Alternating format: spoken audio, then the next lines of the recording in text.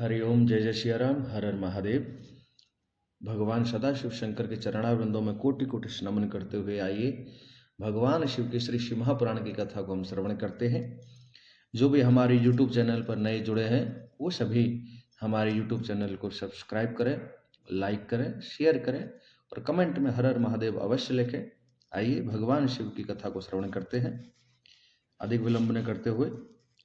सूतवाच साधु पृष्ठ साधवो वस्त्रे लोकस्य हितकारकम् गुरुं स्मृता भवत् स्नेहाद् वक्षे तृष्णोत्थादरात् वेदांत सार सर्वस्वं पुराणं सेव्यमुत्तमं सर्वाघोगोद्धारकं परत्र परमार्थदं कलिकल्मषि विध्वंसि यस्मि शिव यशः परम विजृंभते सदा विप्राश्चतुर्वर्ग फलप्रदम। सूत जी बोले, हे महाभाग महात्माओं, आपने अच्छा पूछा है, इसमें जगत का मंगल होगा। मैं गुरु को स्मरण कर तुम्हारे स्नेह से कहता हूं, आदर से सुनो। जगत का मंगल होगा अर्थात साधु संत जो भी कार्य करते हैं, चाहे वो भगवान की कथा करवाते हैं, भगवान के लिए प्रश्न करते हैं, भगवान की लीलाओं में सहयोग करते हैं, जगत के कल्याण के लिए ही वो सब कार्य करते हैं। भगवान की लीलाओं में सहयोग अर्थात स्वयं दुख भोग करके संसार में चरित्र प्रकट करते हैं कि भगवान अंततः जीव की रक्षा करते हैं, भक्तों की प्रार्थना को सुनते हैं। श्री सूत जी महाराज जगत के कल्याण के इस प्रश्न से अत्यंत प्रसन्न हो गए और कहने लगे, जो वेदांत का सार सर्वस्व है वह केवल श्री शिव महापुराण है। वह सब पाप के समूह का उद्धार करने वाला, दूसरे लोकों में परमार्थ का देने वाला है। जिसमें शिव का यश है वह कली के पापों का नष्ट करने वाला है। हे ब्राह्मणों, यह पुराण सदा चारों वर्ग का फल देने वाला स्थित है। इसमें किसी के साथ भेदभाव नहीं है। ये चारों वर्गों को, चारों वर्णों को पढ़ना चाहिए, सुनना चाहिए और कथा को करवाना चाहिए। भगवान शिव जितने देवताओं के हैं उतने ही भगवान शिव राक्षसों के भी हैं। भगवान की कथाओं में स्पष्ट वर्णन है। इसलिए हमें भगवान शिव में अत्यंत प्रीति करके उनकी कथा को सुनना चाहिए। श्री सूत जी महाराज कहते हैं, हे ब्राह्मणों, तस्याधनन मात्रेण पुराणस्य द्विजोत्तमा सर्वोत्तमस्येवश्ये तेषां शक्तिषु सद्गतिम् तावद्विजृम्भते पापं ब्रह्म हत्या पुरस्परम यावत् शिव पुराणम ही नोदिष्यति जगत्यो। हे ब्राह्मणों, उस पुराण के अध्ययन मात्र से अंत में प्राणी सबसे उत्तम सद्गति को प्राप्त होता है। अर्थात जो केवल भगवान शिव का श्री शिव महापुराण अंत समय में सुन लेता है वह उत्तम गति अर्थात भगवान शिव का लोक प्राप्त करता है। तभी तक भ्रम इत्यादि पाप विद्यमान रहते हैं जब तक जगत में आश्चर्य रूप शिव पुराण का उदय नहीं होता है। अर्थात जीव के पाप तब तक ही उसका पीछा करते हैं, उसे दुख देते हैं, जब तक वह निष्काम भाव से भगवान शिव की कथा को सुन नहीं लेता है। संपूर्ण रूप से भगवान शिव की कथा जो पुराण में वर्णित है, जब तक उसे वह आत्मसात नहीं कर लेता है तब तक ब्रह्म इत्यादि पाप इस जगत में विचरण करते हैं। तभी तक तावत् कली महोत्पापा संचिरष्यति निर्भया यावत् शिव पुराणम ही नोदिष्यति जगत्य हो। तभी तक कली के महाउत्पात निर्भय चलते हैं। अहो, जब तक जगत में शिव पुराण का उदय नहीं होता है, अर्थात कली में जो पाप बढ़ रहे हैं, कलयुग में जो पाप बढ़ रहे हैं, जीव जो पाप करता है वह तब तक करता है जब तक उसके हृदय में भगवान शिव की भक्ति प्रकट नहीं होती है। श्री सूत जी महाराज कहते हैं, तावत् सर्वाणि शास्त्राणि विवदन्ति परस्परम यावत् शिव पुराणम ही नोदिष्यति जगत्यो। अर्थात तभी तक सब शास्त्र परस्पर विवाद करते हैं जब तक जगत में शिव पुराण का उदय नहीं होता है। श्री सूत जी महाराज कहते हैं, तावत् स्वरूपम दुर्बोधम शिवस्य महात्पपि यावत् शिव पुराणम ही नोदिष्यति जगत्यो। तभी तक स्वरूप महान पुरुषों को भी दुर्बोध दिखता है जब तक जगत में शिव पुराण का उदय नहीं होता है। तावद्धम भटा क्रूरा संचरष्यति निर्भया यावत् शिव पुराणम ही नोदिष्यति जगत्यहो तावत् सर्व पुराणानि प्रगर्जन्ति महीतले यावत् शिव पुराणम ही नोदिष्यति जगत्यहो। श्री सूत जी महाराज कहते हैं, तभी तक यमराज के क्रूर योद्धा निर्भय विचरते हैं जब तक आश्चर्य रूप शिव पुराण का उदय नहीं होता है। तभी तक दूसरे पुराण पृथ्वी में गरजते हैं, तब तक आश्चर्य रूप शिव पुराण का उदय नहीं होता है।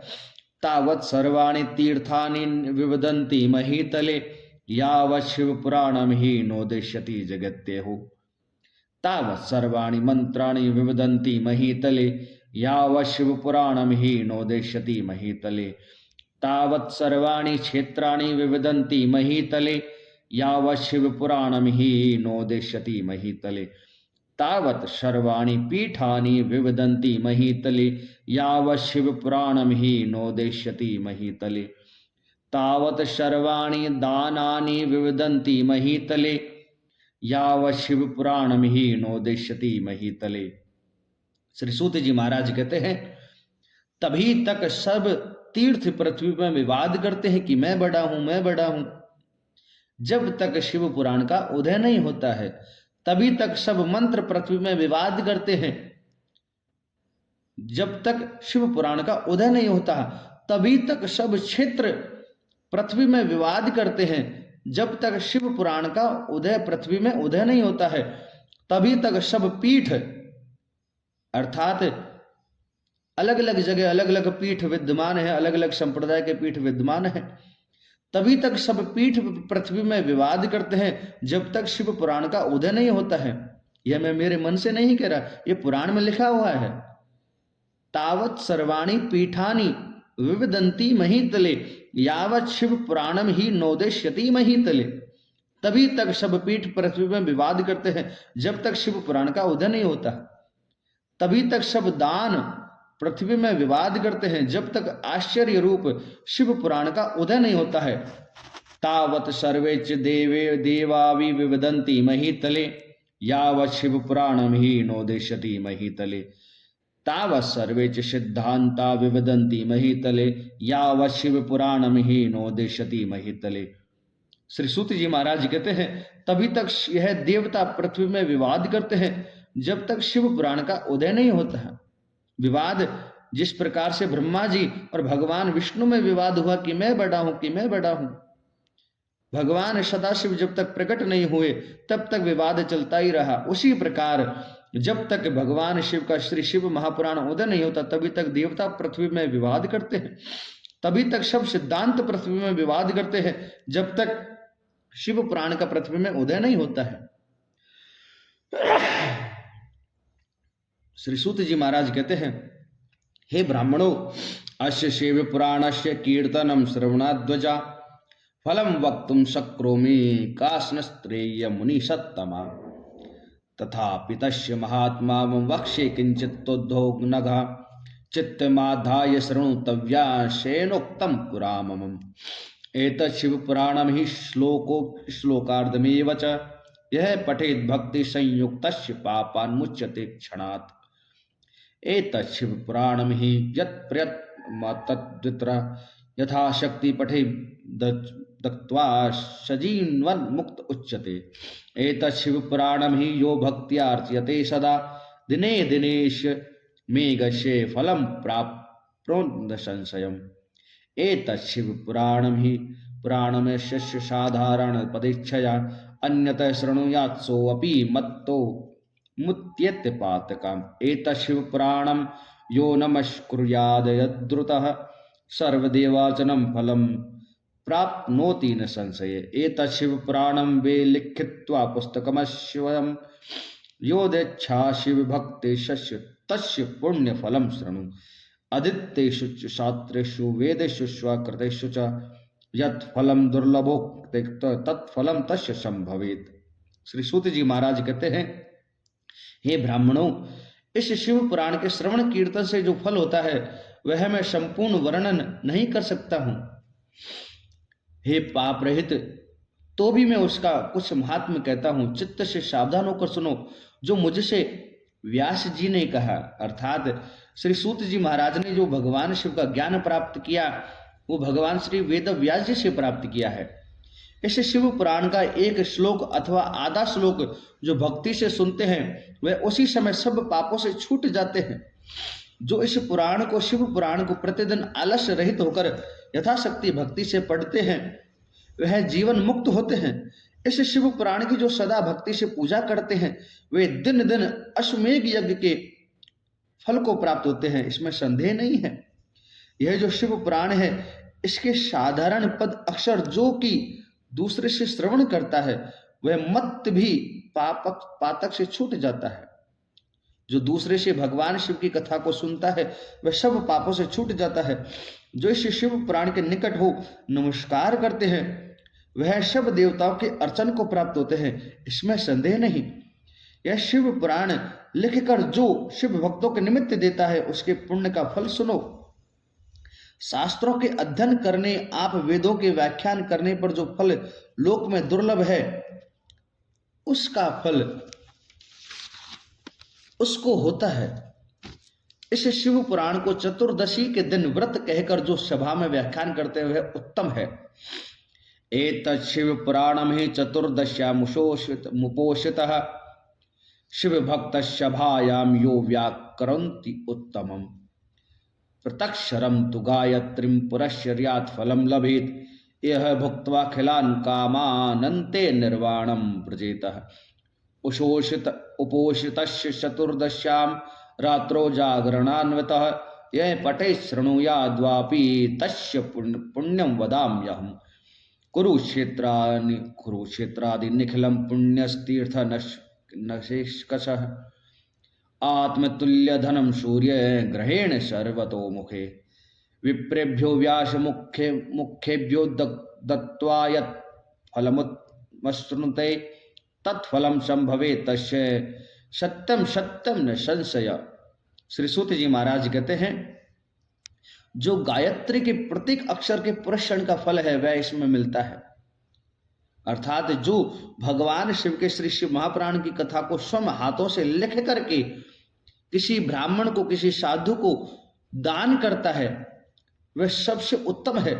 इस शिव महापुराण को चतुर्दशी के दिन व्रत करके जो सभा में व्याख्यान करता है अर्थात जो भगवान की कथाओं को कहता है वह उत्तम है। वह गायत्री के पुरस्चरण का फल प्राप्त करता है, उससे यहाँ सब भोगों को भोग अंत में मुक्त हो जाता है। जो 14 के दिन व्रती होकर रात्रि में जागरण करते हैं जो इसे पढ़ते हैं सुनते हैं मैं उनके पुण्य का फल कहता हूं।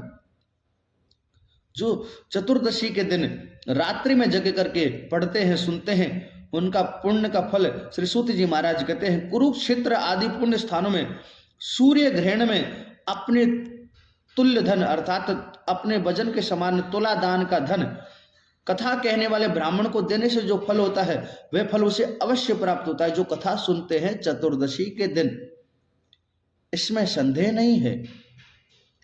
इस पुराण को जो दिन और रात पढ़ते हैं उनकी आज्ञा की इंद्रादि देवता प्रतीक्षा करते हैं। श्री सूत जी महाराज कहते हैं एतत् शिव पुराणम ही गायत यो हरनिशम मतलब अर्थात जो हमेशा भगवान शिव कथा को पढ़ते हैं जिस प्रकार से श्रीमद् रामचरितमानस का अखंड पाठ होता है उसी प्रकार अगर कोई अखंड पाठ है श्री शिव महापुराण का करता है तो देवतादि भी उसकी आज्ञा का पालन करने के लिए खड़े रहते हैं। आज्ञान्तश प्रतीक्षेरम वेवान इंद्र पुरोगमा इंद्रादि देवता भी प्रतीक्षा करते हैं।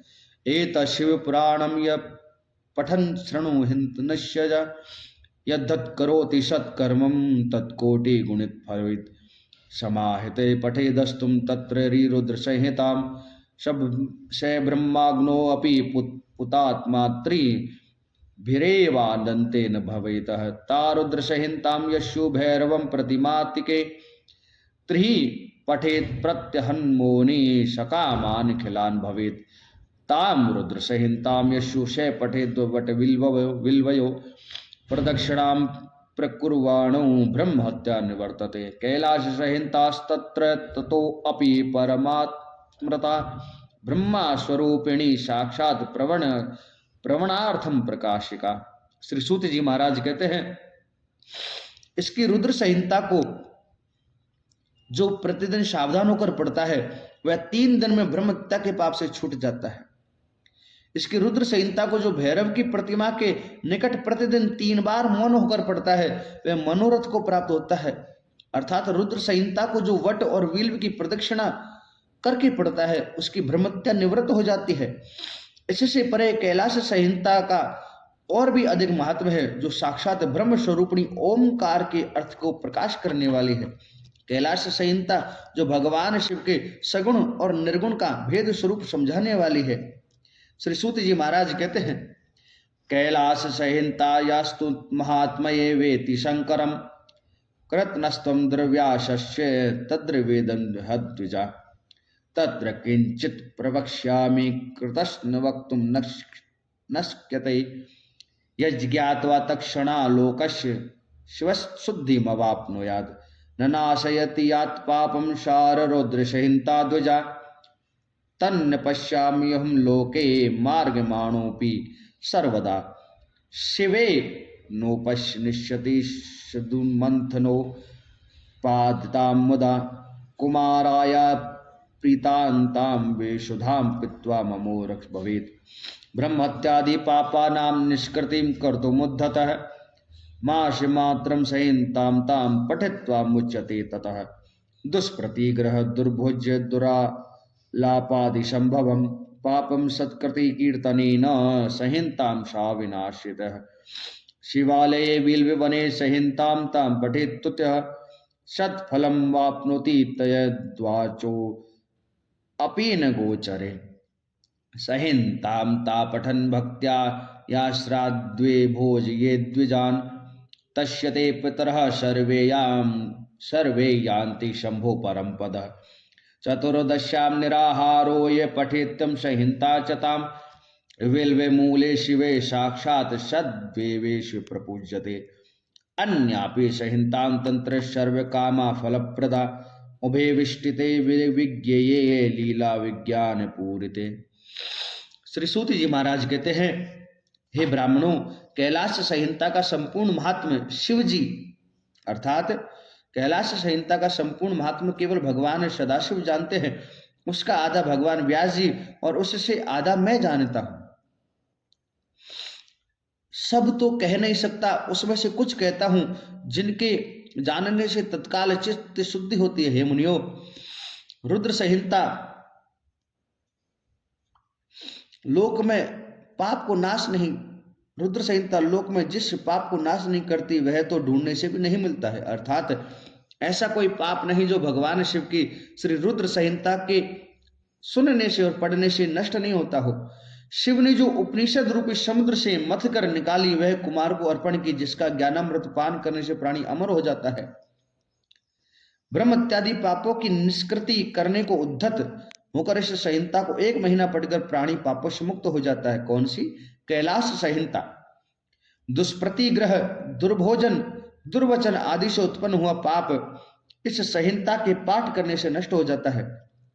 अर्थात दूसरे पापी के घर से चुराए हुए धन का जो पाप लगता है, दुर्भोजन अर्थात अभक्ष्य का जो भोजन करता है, दुर्वचन अर्थात जो दूसरे के प्रति कटु वचन कहता है, ब्राह्मण, साधु, भगवान के पुराण के प्रति जो कटु वचन कहता है, उसका जो पाप लगता है वह भगवान शिव की श्री शिव महापुराण की कैलाश संहिता के पढ़ने से नष्ट हो जाता है।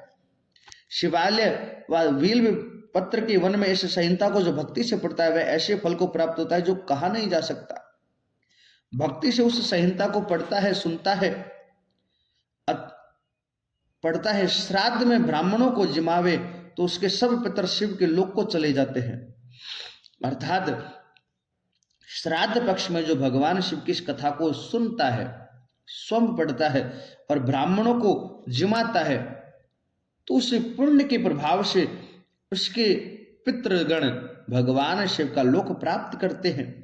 जो चतुर्दशी के दिन निराहार होकर इस संहिता को पढ़ता है, जो बिल्व के मूल में पढ़ता है अर्थात बिल्व वृक्ष की छाया में बैठ करके इसको पढ़ता है, वह साक्षात शिव रूप होकर पूजित होता है और देवता उसकी पूजा करते हैं।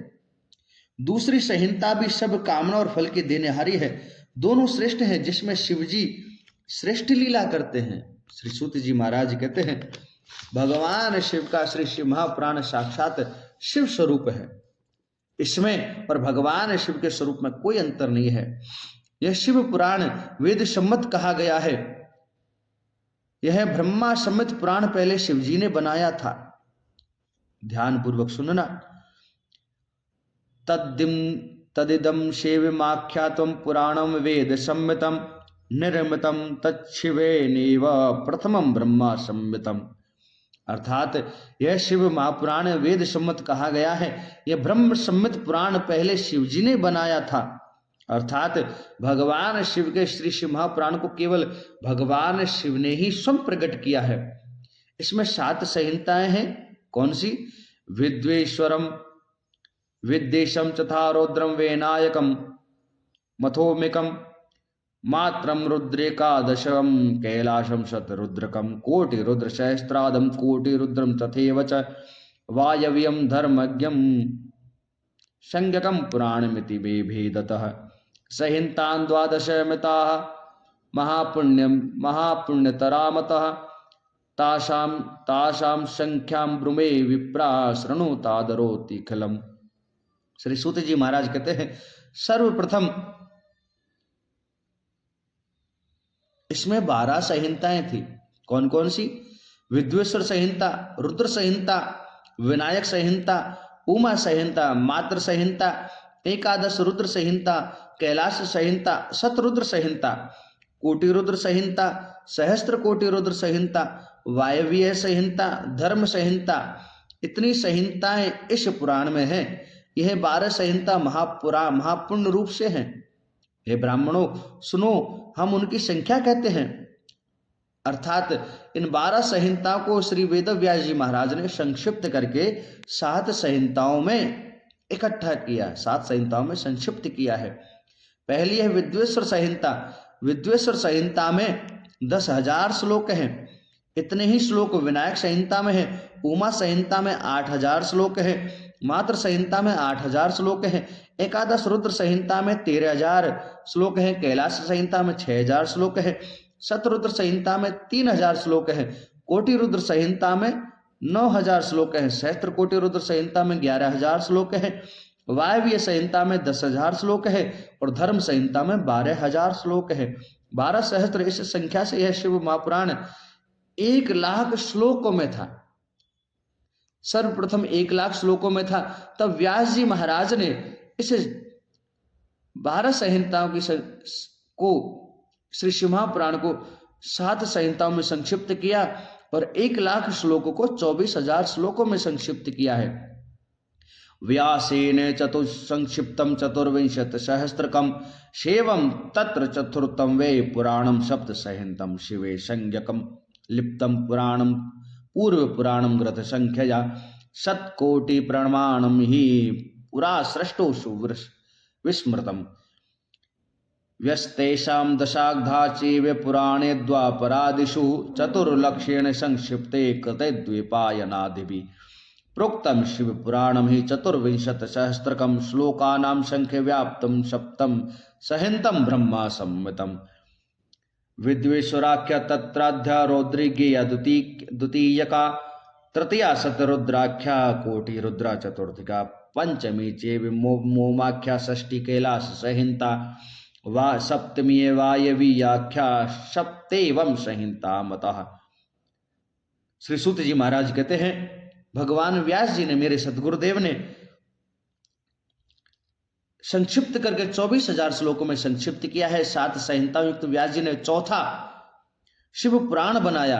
अर्थात 18 पुराणों में भगवान शिव के श्री शिव महापुराण का जो क्रम संख्या है वह चौथी है।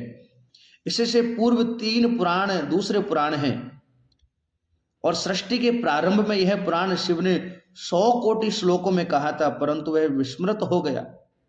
अर्थात सर्वप्रथम जब भगवान शिव ने श्री शिव महापुराण की रचना करी तो सर्वप्रथम यह 100 कोटि अर्थात 100 करोड़ श्लोकों में था।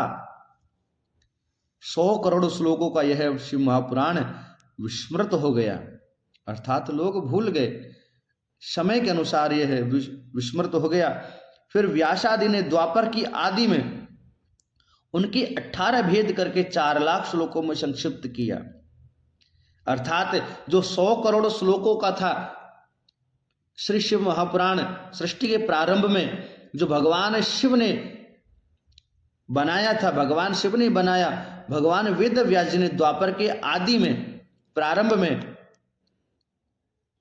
उन 1 करोड़ श्लोकों को भेद करके 18 पुराणों में संक्षिप्त किया और 100 करोड़ से 4 लाख श्लोकों में संक्षिप्त किया। उसमें शिव पुराण में 24,000 श्लोक हैं, ब्रह्म समेत इसमें 7 संहिताएं हैं। उनका क्रम यह है, पहले विद्योश्वर संहिता, दूसरी रुद्र संहिता। रुद्र संहिता के 5 खंड हैं। कौन कौन से? सृष्टि खंड, सती खंड, पार्वती खंड, कुमार खंड और युद्ध खंड। तीसरी है शतरुद्र संहिता, चौथी कोटि रुद्र संहिता, 5वीं उमा संहिता, 6ठी कैलाश संहिता और 7वीं वायव्य संहिता। वायव्य संहिता के भी 2 भाग हैं, उत्तरार्ध और पूर्वार्ध। यह दिव्य शिव पुराण 7 संहिताओं युक्त सर्वोपरि विराजित है, सबसे सुंदर गति देता है और ब्रह्म तुल्य है। श्री सूत जी महाराज कहते हैं, इस शिव पुराण की 7 संहिता जो पूरी आदर से पढ़ता है वह जीवन मुक्त कहलाता है। अर्थात वह जीव जीवन मुक्त होकर के भगवान शिव का लोक प्राप्त करता है। श्री सूत जी महाराज कहते हैं, सशप्त संहिता दिव्यम पुराणम शिव संज्ञकम वरेवर्ति ब्रह्म तुल्यम सर्वोपरि गतिम प्रदम एत शिव पुराणमी सप्त संहित मादिरात परे पूर्ण पठे दस्तु सजीवन मुक्त उच्यते। श्रुति स्मृति पुराणोति महासागम सागम शतानिच एत शिव पुराणस्याम नाहर्तल्पापि कलामपि सेवम पुराण ममलम शिवम कीर्तिं तद्वादेशेन शिव प्रवीणेन संग्रहितम संक्षेपत सकल जीव गुणोपकारेता पत्र यज्ञ मतुल्लम शिवदम संताहि विकेते वहो धर्म इहम प्रगीतो वेदांत विज्ञानमय प्रधान आमत्सरान तदुर्बुद्धि वेदस्य वस्तु सक्लप्त मत्रेवत्रिवर्ग युक्तम शिवम पुराण तलकम खलु सत्पुराणम वेदांत वेद विलप्त सत्पर वस्तु गीताम यो वे पठेच शृणुयात् परमादरेण शंभु प्रिय सहिल भेद परमांगतिम गते। इति श्री शिव महापुराणे विद्योश्वर संहिताम 2य अध्याय संपूर्णम। श्री श्रुत जी महाराज कहते हैं, जो यह निर्मल शिव महापुराण शिव जी ने कहा है और शिव धर्म चतुर्व्यास जी ने इसे संग्रह किया है, संपूर्ण जीवों के उपकार के निमित्त संक्षिप्त किया है। यह तीनों ताप दूर करने वाला है, दैहिक दैविक भौतिक तापा, इन तीनों तापों को दूर करने वाला है और सत्पुरुषों को मंगल देने वाला है। इसमें छल रहित धर्म का कीर्तन किया है। यह वेदांत के विज्ञान से युक्त और प्रधान है, अर्थात यह वैज्ञानिक भी है। यह मत्सरहीन विद्वानों की जानने योग्य वस्तु है और सत्पुरुषों के कृत्य से युक्त त्रिवर्ग का देने वाला है। यह शिव पुराण सत्पुरुषों का तिलक रूप है, सत्पुराणों का तिलक रूप है। इसमें वेदांत और वेद में होने वाली सद वस्तु का वर्णन किया है।